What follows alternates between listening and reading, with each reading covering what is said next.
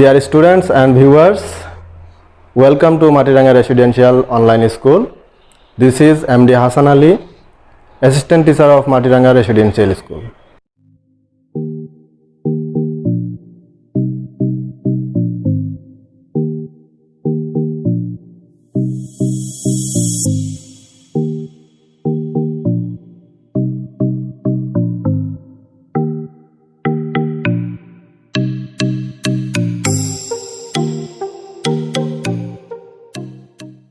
Today I will discuss the next part of tag question. প্রিয় শিক্ষার্থীরা, গত ক্লাসে আমি তোমাদেরকে ট্যাগ কোয়েশ্চেন সম্পর্কে আলোচনা করেছিলাম। সেখানে 4টা রুল আলোচনা করেছিলাম। আজকে আমি তার পরবর্তী অংশ নিয়ে আলোচনা করব, অর্থাৎ 5 নম্বর রুল থেকে আলোচনা শুরু করব। তো প্রিয় শিক্ষার্থীরা, তোমরা এবার বোর্ডের দিকে খেয়াল করো। আমি আজকে তোমাদেরকে 5 নম্বর যে রুলটা আছে, এখানে ইম্পারেটিভ সেন্টেন্সকে কীভাবে ট্যাগ কোয়েশ্চেন করতে হয় সেটা দেখাচ্ছি। তার পূর্বে বলে দিই ইম্পারেটিভ সেন্টেন্সটা কী। ইম্পারেটিভ সেন্টেন্স হলো যখন যে সকল বাক্য দ্বারা আদেশ, উপদেশ, নির্দেশ ইত্যাদি দেয়া হয় বা প্রকাশ করে তাকে বলা হয় ইম্পারেটিভ সেন্টেন্স। তো ইম্পারেটিভ সেন্টেন্সকে যখন আমরা ট্যাগ কোয়েশ্চেন করতে যাব, তো অ্যাফার্মেটিভ এবং নেগেটিভ সেন্টেন্স যেভাবে আমরা ট্যাগ কোয়েশ্চেন করি, একই নিয়মে ইম্পারেটিভ সেন্টেন্সকেও ট্যাগ কোয়েশ্চেন করতে হয়। দেখি আমরা এখানে বোর্ডের মধ্যে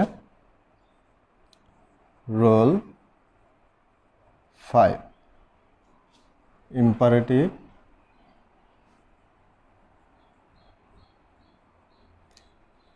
সেন্টেন্স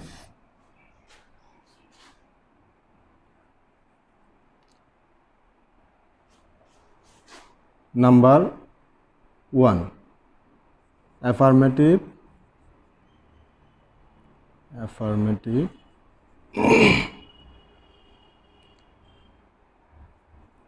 এবং নেগেটিভ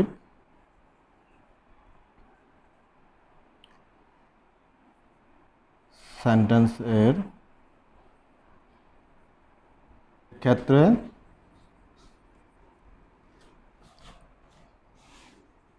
উইল ইউ হবে। নাম্বার 2, বাক্যটি যদি লেটস বা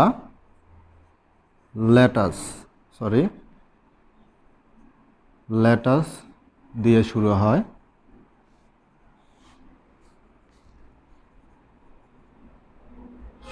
হয় তবে ট্যাগ কোয়েশ্চেন হবে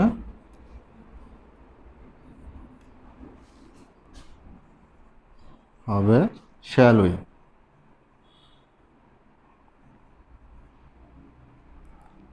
নাম্বার 3, ইম্পারেটিভ সেন্টেন্সটি যদি ডোন্ট অথবা নেভার দিয়ে শুরু হয়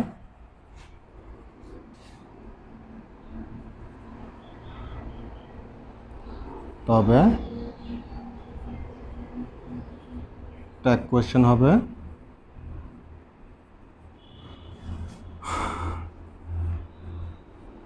উইল ইউ।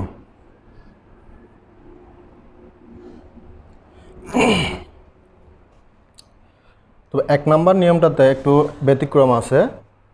1 নম্বর নিয়ম অনুসারে আমরা লিখলাম যে অ্যাফার্মেটিভ এবং নেগেটিভ সেন্টেন্সের ক্ষেত্রে উইল ইউ হবে, তবে যদি ইনভিটেশন বোঝায়, বাক্যটি দ্বারা যদি ইনভিটেশন বোঝায়, তখন উইল ইউ না হয়ে ওন্ট ইউ হবে।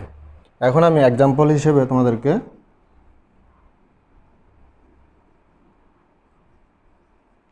দেখানোর চেষ্টা করছি।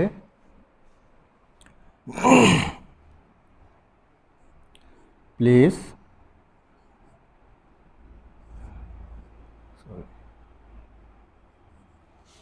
give me a book.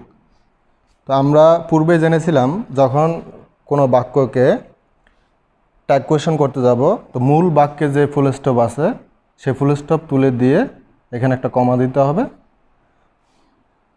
কমা দেওয়ার পরে যেহেতু আমরা এক নম্বর নিয়ম অনুসারে ট্যাগ কোয়েশ্চেন করব, তাহলে অ্যাফার্মেটিভ অথবা নেগেটিভ উভয় ক্ষেত্রেই উইল ইউ বলবে। প্লিজ গিভ মি এ বুক, বাক্যটি অ্যাফার্মেটিভ তাহলে, এবং ইম্পারেটিভ সেন্টেন্স সেক্ষেত্রে ট্যাগ কোয়েশ্চেন হবে উইল ইউ। এবার আমরা দ্বিতীয় যে নিয়মটি লিখলাম এখানে, লেটস বা লেটাস দিয়ে শুরু হয়, বাক্যটি যদি লেটস বা লেটাস দিয়ে শুরু হয় তবে ট্যাগ কোয়েশ্চেন হবে শ্যাল উই। এটার জন্য একটা এক্সাম্পল দেই,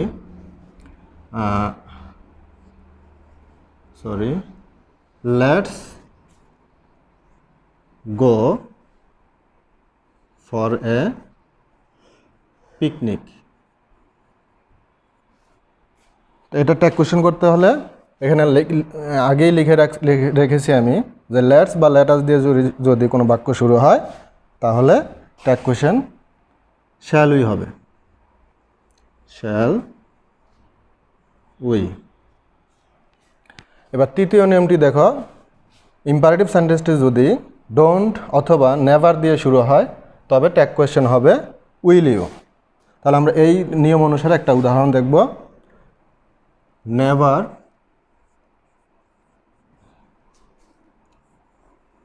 টেল এ লাই, কমা, যেহেতু নেভার দিয়ে বাক্যটি শুরু হয়েছে তাই এখানে ট্যাগ কোয়েশ্চেন হবে উইল ইউ। আমি একটা নোট দিয়েছিলাম যে এই অ্যাফার্মেটিভ এবং নেগেটিভ সেন্টেন্সের ক্ষেত্রে ট্যাগ কোয়েশ্চেন হবে উইল ইউ, কিন্তু যদি বাক্যটির দ্বারা ইনভিটেশন বোঝায় সেক্ষেত্রে আমাদেরকে উইল ইউর পরিবর্তে ওন্ট ইউ ব্যবহার করতে হবে। এটাও আমি একটা উদাহরণের মাধ্যমে তোমাদেরকে দেখাচ্ছি। যেমন হ্যাভ এ সিট, এটা হ্যাভ এ সিট মানে কাউকে বসতে আমন্ত্রণ জানানো, বসার জন্য অনুরোধ করা। তাহলে এটার ট্যাগ কোয়েশ্চেন হবে ওন্ট ইউ, যেহেতু এখানে আমন্ত্রণ জানানো হয়েছে, ইনভিটেশন, ওন্ট ইউ। তো প্রিয় শিক্ষার্থীরা, তোমরা ইম্পারেটিভ সেন্টেন্সের যদি কোনো ট্যাগ কোয়েশ্চেন আসে তাহলে আশা করি এই নিয়মগুলো অনুসরণ করলে বা মুখস্থ করলে, বুঝে থাকলে তোমরা সহজেই অ্যান্সার করতে পারবে। প্রিয় শিক্ষার্থীরা, এখন আমরা দেখব এক্সক্লেমেটরি সেন্টেন্সের ক্ষেত্রে কীভাবে ট্যাগ কোয়েশ্চেন করতে হয়। এক্সক্লেমেটরি সেন্টেন্স তোমরা নিশ্চয়ই জানো, যে সকল বাক্য দ্বারা আকস্মিক দুঃখ, আনন্দ, বেদনা, সুখ ইত্যাদি প্রকাশ করে হয় এক্সক্লেমেটরি সেন্টেন্স। এক্সক্লেমেটরি সেন্টেন্সের ক্ষেত্রে আমরা এখন ট্যাগ কোয়েশ্চেন কীভাবে করে সেটাই শিখব। এক্সক্লেমেটরি সেন্টেন্স এর ক্ষেত্রে এখানে রুল 6, এক্সক্লেমেটরি সেন্টেন্সের ক্ষেত্রে অ্যাসার্টিভ সেন্টেন্স এর নিয়মেই ট্যাগ কোয়েশ্চেন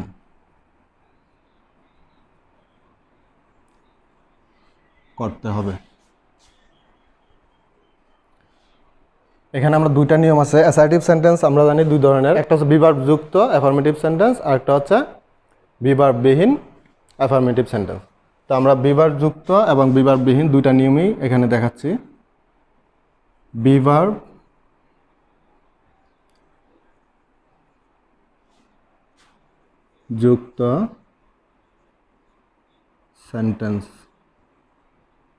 সেন্টেন্সের ক্ষেত্রে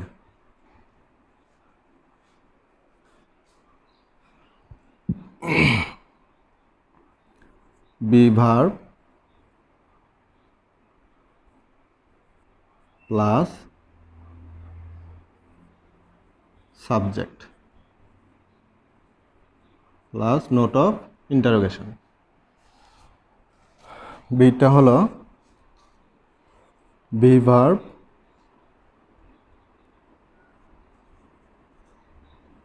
বিহীন সেন্টেন্সের ক্ষেত্রে কিভাবে করব? সেন্টেন্স এর ক্ষেত্রে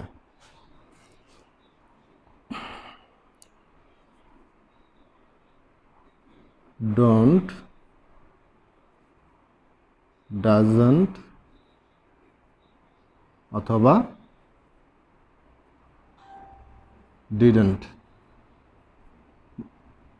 plus subject plus note of interrogation. প্রিয় শিক্ষার্থীরা, এখন এই দুইটা নিয়মের ক্ষেত্রে আমি এখন তোমাদেরকে উদাহরণ হিসেবে দুটো সেন্টেন্স লিখে দেখাচ্ছি। এর জন্য উদাহরণ, এতে বলা আছে বি ভার্ব যুক্ত সেন্টেন্সের ক্ষেত্রে আমরা কিভাবে ট্যাগ কোয়েশ্চেন করব। নিয়মটা হচ্ছে বি ভার্ব, বাক্যটি যদি নেগেটিভ হয় তাহলে বি ভার্ব হবে এবং সাবজেক্ট লিখে পরে নোট অফ ইন্টারোগেশন দিয়ে দিব। আর যদি বাক্যটি নেগেটিভ থাকে তাহলে বি ভার্ব, বাক্যটি যদি নেগেটিভ থাকে তাহলে be verb plus note of সাবজেক্টের পর note of interrogation.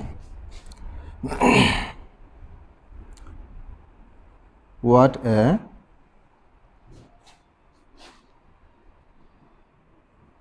nice building.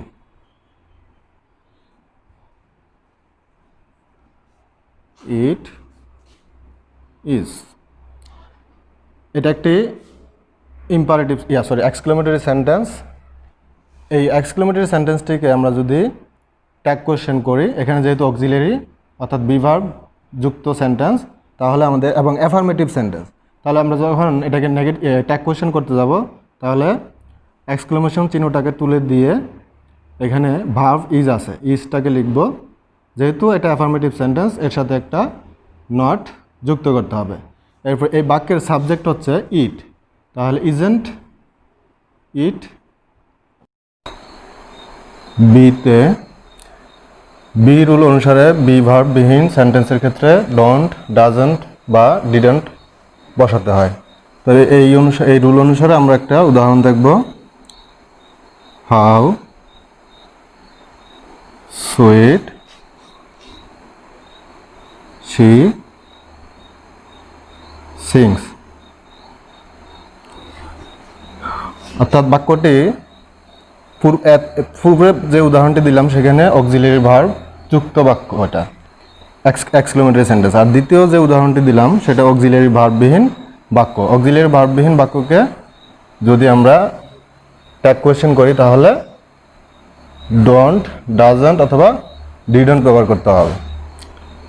Don't ব্যবহার করতে হবে ফার্স্ট পারসন এবং সেকেন্ড পারসনের ক্ষেত্রে, ডাজন্ট ব্যবহার করতে হবে সাবজেক্ট যদি থার্ড পারসন হয় তাহলে ডাজন্ট হবে, আর ডিডন্ট হবে বাক্যটি যদি পাস্ট টেন্সে থাকে। তাহলে আমরা এটাকে ট্যাগ কোয়েশ্চেন করি, নোট অফ এক্সক্লেমেশন তুলে একটা কমা দিতে হবে। এখানে যে subject third person singular number তাই ডাজন্ট হবে, ডাজন্ট। আর সাবজেক্ট শি আছে, শি হবে নোট অফ ইন্টারোগেশন। এখন আমরা দেখব 7 নম্বর রুল 7।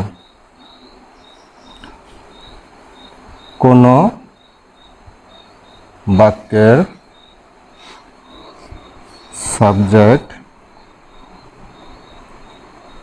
যদি 1 থাকে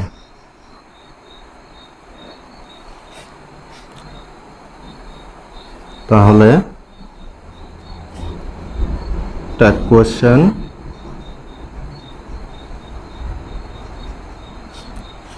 করার সময়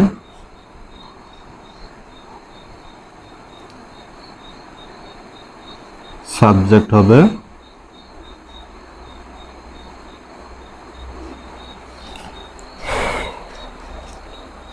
1। একটা এক্সাম্পল দিয়ে দেখি।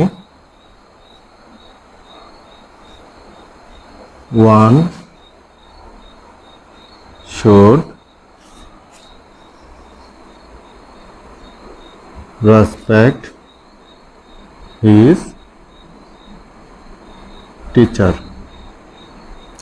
দেখো এখানে এই বাক্যটির সাবজেক্ট আছে 1 তাহলে যখন আমরা ট্যাগ কোয়েশ্চেন করব তখন ট্যাগ কোয়েশ্চেনের সাবজেক্টও ওয়ানই হবে, এখানে আর কোনো পরিবর্তন হবে না। এখানে মোডাল বা অক্সিলারি ভার্ব আছে শুড, বাক্যটি অ্যাফার্মেটিভ, তাই ট্যাগ কোয়েশ্চেন করতে হবে নেগেটিভ। আমরা এখানে ফুল স্টপ তুলে দিয়ে একটা কমা দিব, শুড নট অর্থাৎ শুডন্ট ওয়ান, সাবজেক্ট ওয়ানই হবে, নোট অফ ইন্টারোগেশন। এখন আমরা 8 নম্বর নিয়মে চলে যাব। স্টেটমেন্টটি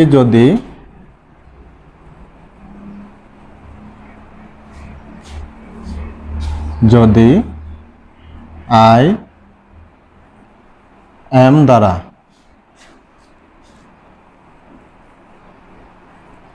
শুরু হয় তাহলে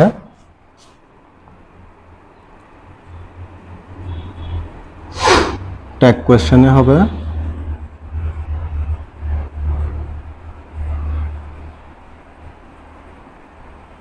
aren't I.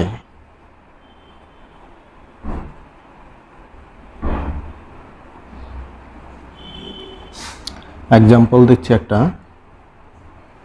I M a doctor. তো নিয়ম অনুসারে আমাদের যেহেতু বাক্যটি বলা হয়েছে যদি আই এম দ্বারা শুরু হয়, এই যে এখানে বাক্যটি দেখো আই এম দিয়ে শুরু হয়েছে, তাহলে ট্যাগ কোয়েশ্চেন করার সময় আরন্ট আই লিখতে হবে এবং বাক্যের শেষে একটা নোট অফ ইন্টারোগেশন চিহ্ন দিতে হবে। এরপরে রুল দেখতেছি আমরা, রুল 9। কোনো বাক্যের সাবজেক্ট যদি দিস বা দ্যাট হয়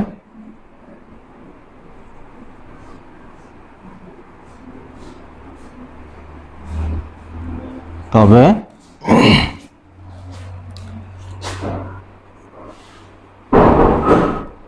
ট্যাগ কোয়েশ্চেন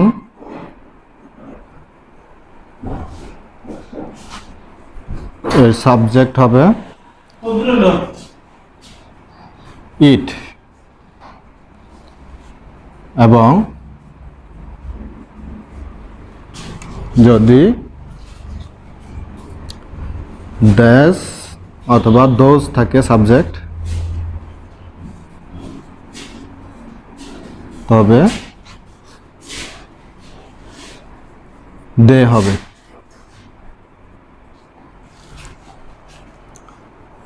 এক্সাম্পল,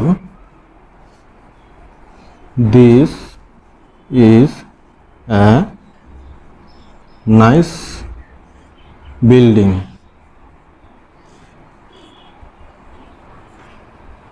প্রিয় শিক্ষার্থীরা খেয়াল করো তোমরা, বাক্যটিতে সাবজেক্ট দিস, তাহলে এখানে নিয়মে বলা আছে সাবজেক্টে কোনো বাক্যের সাবজেক্ট যদি দিস বা দ্যাট হয় তাহলে ট্যাগ কোয়েশ্চেনের সাবজেক্ট হবে ইট। এখানে অক্সিলিয়ারি ভার্ব আছে এবং বাক্যটি অ্যাফার্মেটিভ, তাহলে আমাদের ট্যাগ কোয়েশ্চেন দিতে হবে নেগেটিভ, অর্থাৎ ইজন্ট ইট। এখানে ফুল স্টপ তুলে দিয়ে একটা কমা দিব এবং ট্যাগ কোয়েশ্চেনটা লিখে দিব, isn't it, note of interrogation. আমরা আরেকটি উদাহরণ দেখব, দেস আর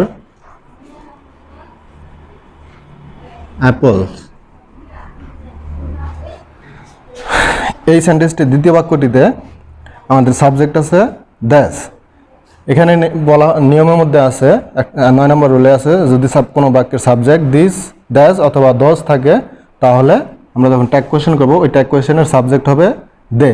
তার বাক্যটি অ্যাফার্মেটিভ আছে এবং অক্সিলিয়ারি ভার্ব বা সাহায্যকারী ভার্বযুক্ত বাক্য, তাহলে আমাদেরকে ট্যাগ কোয়েশ্চেন করতে হবে নেগেটিভ, আর aren't they, note of interrogation. প্রিয় শিক্ষার্থীরা, এখন আমরা পরবর্তী নিয়মে যাব, রুল 10। রুল 10টা হচ্ছে বাক্যে যদি হ্যাভ টু অথবা হ্যাজ টু থাকে,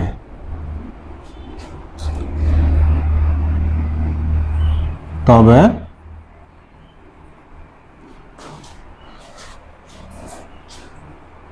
ট্যাগ কোয়েশ্চেনে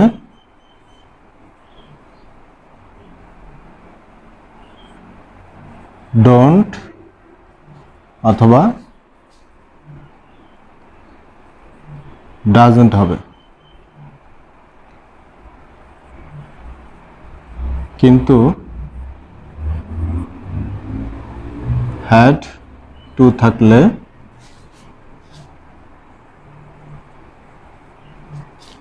ডিডন্ট হবে।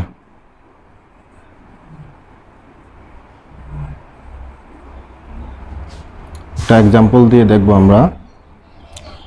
He has to work hard.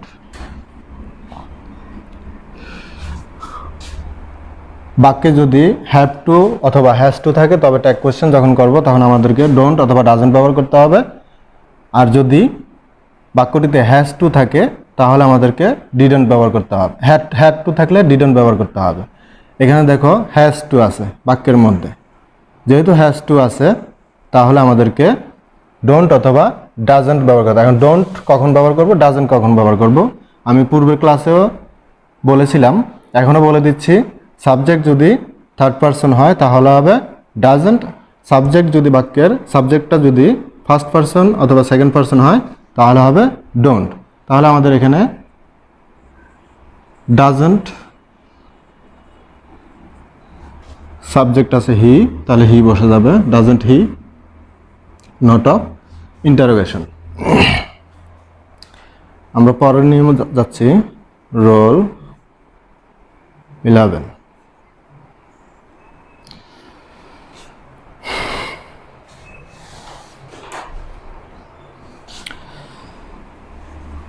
সেন্টেন্সে যদি নেভার, সেলডম, হার্ডলি,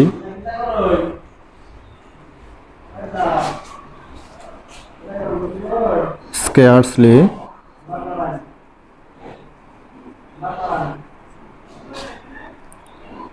little,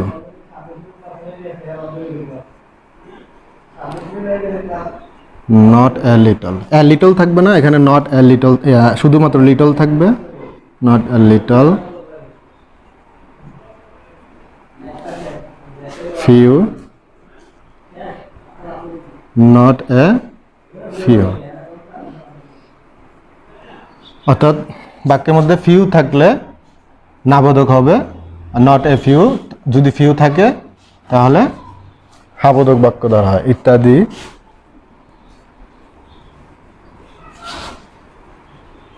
শব্দ থাকলে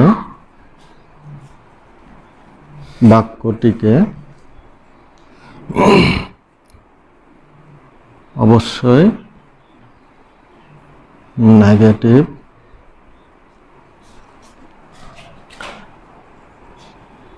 ধরে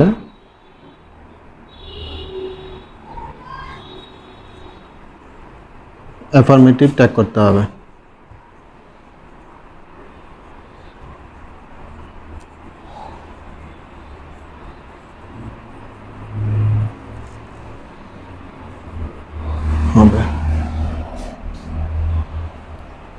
example, he has few friends। প্রিয় শিক্ষার্থীরা, সেন্টেন্সে যদি never, seldom, hardly, scarcely, little থাকবে কিন্তু নট এ লিটল থাকবে না। এ লিটল থাকলে বাক্যটি অ্যাফার্মেটিভ হবে, যদি শুধু লিটল থাকে সেক্ষেত্রে বাক্যটি নেগেটিভ ধরে নিতে হবে। ফিউ সেম এই লিটলের মতোই, ফিউ থাকলে বাক্যটি নেগেটিভ হবে, ফিউ থাকলে বাক্যটি অ্যাফার্মেটিভ ধরে নিতে হবে। এই শব্দগুলো যদি কোনো বাক্যে থাকে তাহলে বাক্যটিকে অবশ্যই নেগেটিভ স্টেটমেন্ট ধরে আমাদেরকে অ্যাফার্মেটিভ ট্যাগ করতে হবে। একটা উদাহরণ এখানে লিখেছি আমি, হি হ্যাজ ফিউ ফ্রেন্ডস, তার বন্ধু নাই বললেই চলে, অর্থাৎ তার বন্ধু নাই। তাহলে এটাকে বাক্য নাই অর্থাৎ বাক্যটি নেগেটিভ। তাহলে আমাদেরকে ট্যাগ কোয়েশ্চেন দিতে হবে, ট্যাগ কোয়েশ্চেন করতে হবে affirmative, has he. Tag question হবে হ্যাজ হি। প্রিয় শিক্ষার্থীরা, আজকে আমি তোমাদের সামনে আলোচনা করলাম, বোঝানোর চেষ্টা করলাম। তোমরা যদি মনোযোগ দিয়ে ক্লাসটি দেখো এবং খাতা কলম নিয়ে যদি সাথে সাথে প্র্যাকটিস করো, তাহলে এর মধ্যে যত ধরনের সমস্যা আসুক প্রশ্নে তোমরা সমাধান করতে পারবে বা লিখতে পারবে। এর পরবর্তী ক্লাসে আমি পরের অংশগুলো নিয়ে আলোচনা করব। ততদিন তোমরা বাসায় বসে নিজেরাই প্র্যাকটিস করো। পূর্বের ক্লাস এবং এই ক্লাসের দুটো ক্লাস মিলে যা আলোচনা করলাম তার উপর তোমরা ভিত্তি করে বাসায় বসে বসে প্র্যাকটিস করবে। ততদিন তোমরা ভালো থাকবে, সুস্থ থাকবে, নিরাপদে থাকবে এবং তোমাদের দীর্ঘায়ু ও সুস্থতা কামনা করে আজকের ক্লাস এখানেই শেষ করলাম। আল্লাহ হাফেজ।